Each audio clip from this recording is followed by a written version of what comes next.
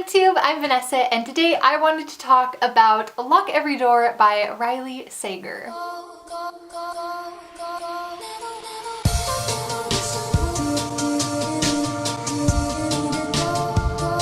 As usual, I'm going to start the video off with a brief spoiler-free review where I just talk about my general thoughts on the book and what it was about, and then after that, if anyone wants to stick around, I'll go into some more detail about more specific things that might be considered spoilers. But before we get started talking about this thriller, I wanted to give a shout out to a thrilling podcast that I've been really enjoying lately. It's from my friend Gabrielle from Frumious Reads. It's called A Murderous Affair. She sent me this amazing t-shirt. It's really cute. It says, "Feminism, women can be murderers too." Sorry, I'm trying to rep this t-shirt right now, but Narcissa just wants to rep herself, apparently.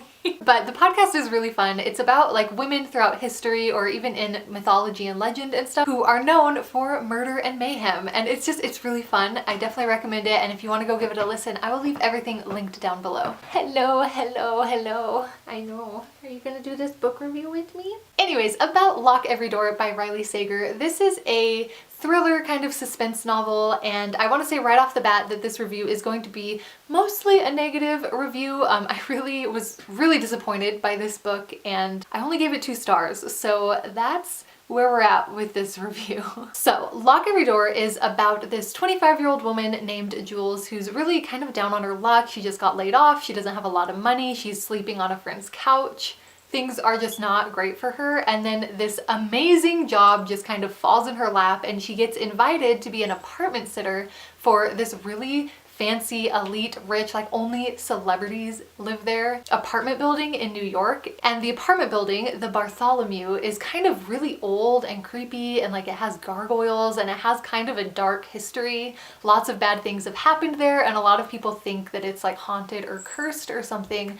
But of course, Jules is not going to turn down this job and is given a bunch of weird rules to live by. I didn't think they were that weird, but apparently the entire premise of this book is that these rules are so weird and out there and creepy. The rules are, first of all, you're not allowed to bother the other tenants. Obviously, this is an apartment building full of celebrities. Second of all, you're not allowed to spend any nights away from the apartment, which I think is a little strict, but obviously like your job is apartment sitting. And then the third rule is that you're not allowed to have guests, which again, I feel like when you're house sitting for someone else, especially as like a hired thing for someone that you don't even know, it's not your house. Like, why would you have guests? But whatever. Anyways, she's really weirded out by these rules, and the longer she stays in the apartment, the more she gets the sense that something weird is going on and that she must investigate and uncover the mystery of what weird thing is happening in the Bartholomew. So obviously, based on that description, I thought that this book was going to be something super up my alley. Like, I love spooky stuff and I'm always here for like old, creepy, gothic, haunted houses. I was super excited about it, and the positives of this book for me were the setting. The Bartholomew is a very creepy building. I love that it has so much history behind it and it's kind of just like this gothic gargoyle mansion. I love it. I loved all the spooky vibes of that setting, and the beginning of the book, like it started off really strong. I was really into it in the beginning, but unfortunately, as the book goes on, it just gets worse and less creepy and less interesting, and everything starts making less sense. And by the time I got to the end of the book, I didn't even care anymore, to be completely honest. I didn't even care what was going on in this stupid apartment building. So some of the weakest parts of this book for me, the things that really kind of stopped me from being able to enjoy it, were, first of all, the main character is just like literally an idiot. Like, there's really no nice way for me to say it. She's really stupid. And I know that that's a really common trope in horrors and thrillers, but I hate it so much. I can't stand it. I think that if you're trying to craft a good story, it should still be scary even for people who aren't complete morons. Like, for me, I was not afraid of any of the things that the main character was afraid of because there were such just easy ways to avoid them. It was just dumb that so much of the story and so many of the scary situations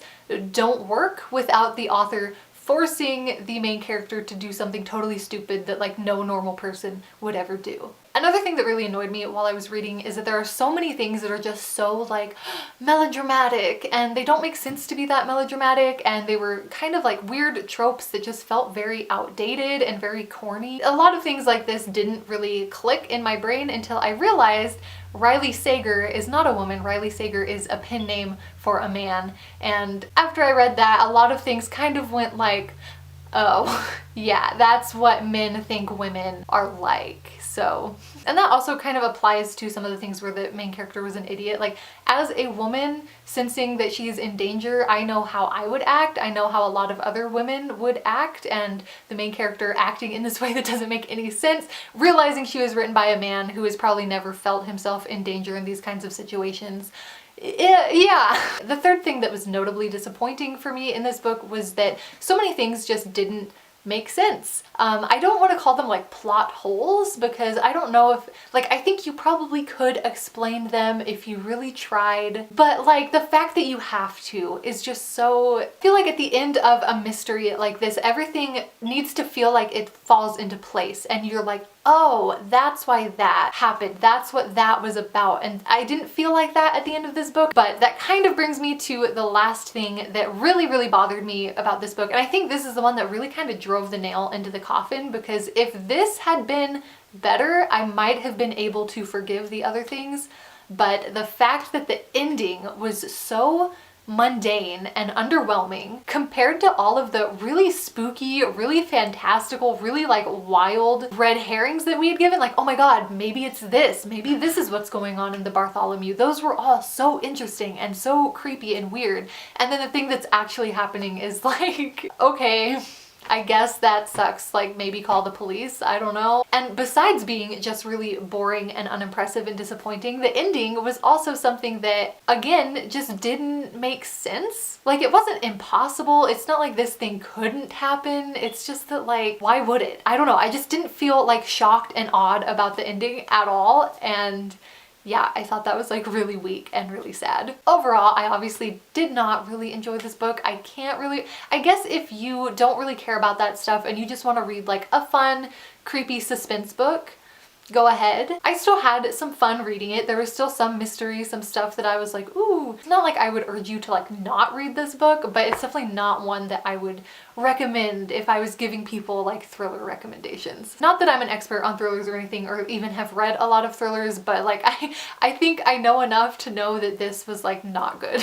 So I think that's about it for the non-spoiler portion of this review. And now if anyone is interested, if you've already read the book or if you don't care about spoilers, I'll talk about some like specific things that really bugged me. Some really like what the heck moments that I had in this book. So if you're sticking around for that, great. If not, then I hope this review was helpful to you, and I really hope that I get to talk to you soon. Okay, so I have a list of like moments or like things specifically that had me being like, what the heck, while I was reading. The first one, so like when we're talking about the main character just being an idiot, one of the things that was so annoying to me that she kept doing was she kept revealing to everyone in the apartment building that she was suspicious. And I was like, if you're suspicious that something sinister is going on here, why would you tip these people off that you're onto them? And she did this so many times, like especially when she was texting Ingrid, another apartment sitter. Ingrid had just gone missing and Jules was texting her trying to find out where she was, and she couldn't find her until like days later. Suddenly she gets a text message from Ingrid saying, hey, I'm okay, stop looking for me. And Jules knows enough by this point that she's 99% sure that this is someone in the apartment building texting from Ingrid's phone to get her off the trail. So what does she do? She says to herself in the narration, in the text, she says to herself, I need to find a way to get this person to reveal they're not really Ingrid without letting them know that I know they're not Ingrid. Without letting them know that. She thinks that thought before she texts this person. What is my nickname? I'm sorry, in what world does that not tip someone off that you are testing them to see if it's them? Like, am I ever just texting my friends like, hey Ingrid, what's up? I hope your new job is going well. What's my nickname? Like, no. I can't. It was so stupid. It was literally one of the stupidest things I've ever read in a book in my entire freaking life. Another thing she does is that Ingrid leaves her a gun to protect herself. Now you have a gun. You have something to defend yourself with. Good job. What does she do with it? She leaves it in a cupboard under a kitchen cabinet or something, like where she can't even get to it when she needs it. And there's even a scene where she comes back to the hotel. Okay, hold on. this is even another one. So this night in question, Jules is away from the Bartholomew. She is safe. She is out in the city. Gets the confirmation that yes, the people in that building were planning to murder her that night. I was like, well, dang girl, it's pretty dang lucky that you're already out of the apartment building. But no, Jules decides she needs to go back to the apartment building to warn Dylan, the other apartment sitter, which is like, okay, pretty noble. I can understand that. She wants to give Dylan a heads up. But while she's doing that, she also decides it's crucial that she also goes back up to her apartment to pack some clothes and like get a picture of her family and like get her stuff before she moves out of the apartment building. And I can't.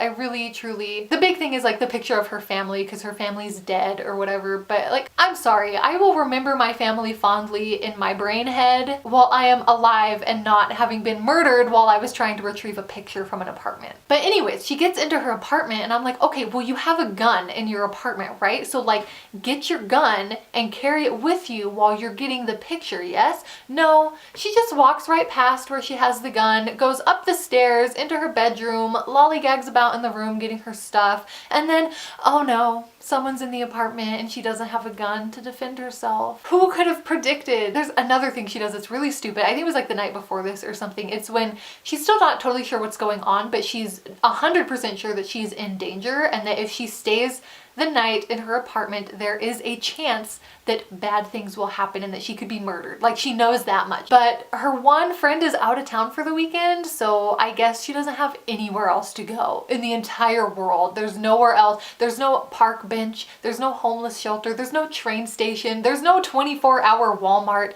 that she could possibly go to for this night. I guess she just has to stay in the apartment and take her chances with death. It's okay that I might die. I'll just stay here because there's nowhere else in New York City that I could possibly be for 8 hours of darkness. Oh, and another really stupid thing she does is like, her and this other apartment sitter, Dylan, are like trying to uncover this mystery together. And the whole time they're like, we're in danger. We have to be really careful about this. Like, no one can know that we're investigating this. If they find out, we're in even more trouble. We have to be really freaking smart and really quiet about this. And then what do? They proceed to like, text each other, leave each other voicemail. Literally, Jules is calling him 3 times a day, leaving him voicemails like, Dylan, I just found out that they're serial killers and devil worshippers and they're planning to murder us tonight. Call me back when you get this. And it's like, what? I thought that she's like texting him while he's in the apartment building. For all she knows, he's already been captured and they have his phone. This is a possibility that she's distinctly aware of.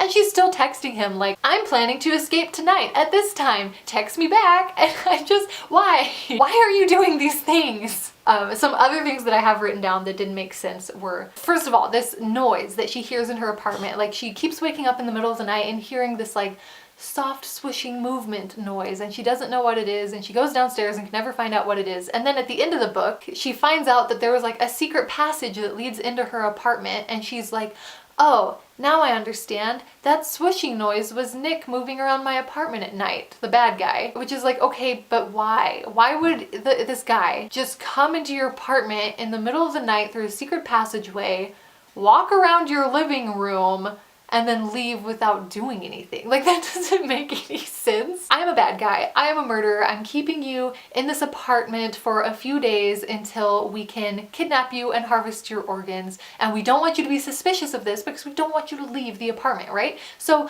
what am I gonna do?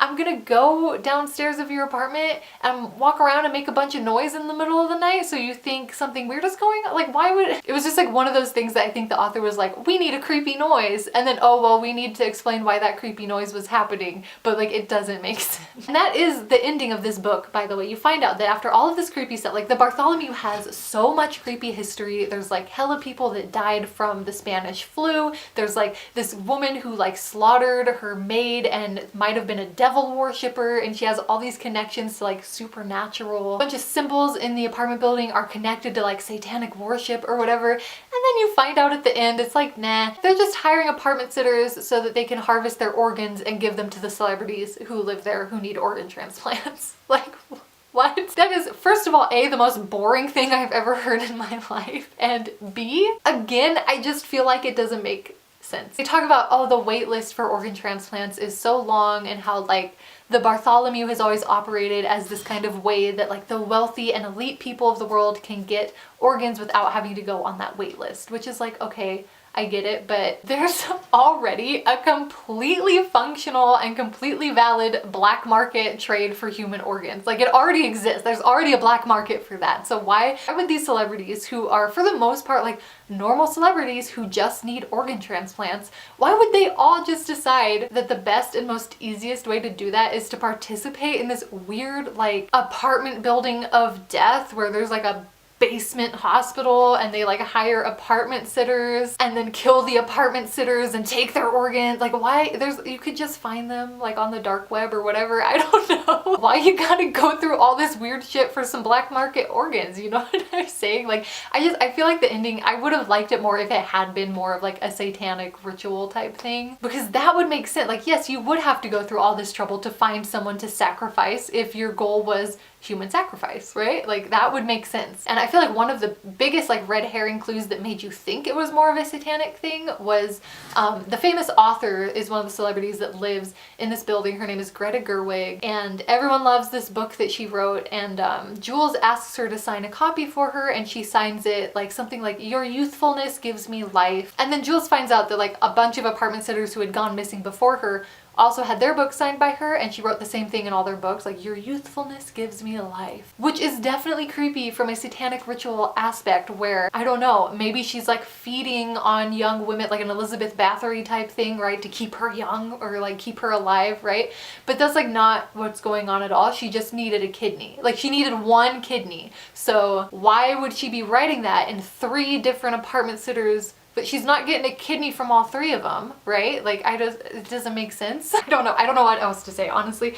I think that's everything that I have written down here as far as like specific instances that I really wanted to talk about. And again, I know that these things like individually are probably like really dumb, like nitpicky things to be pointing out, but just like when the whole book is these things and its only redeeming quality is like the creepy building setting, I don't know. I feel like it's not great. It's not a good look. You know, this isn't what we're going for in thriller novels in the year of our Lord 2020. You know what I mean? Anyways, that is it for this video. I hope that it was helpful to you, or at least enjoyable, and I hope that you liked it. I would love to hear from you in the comments if you have read this book and have any thoughts on it, or what are some of your like thriller pet peeves, like when authors do something that just really grinds your gears. I would love to hear from you, and I hope I get to talk to you soon. Bye!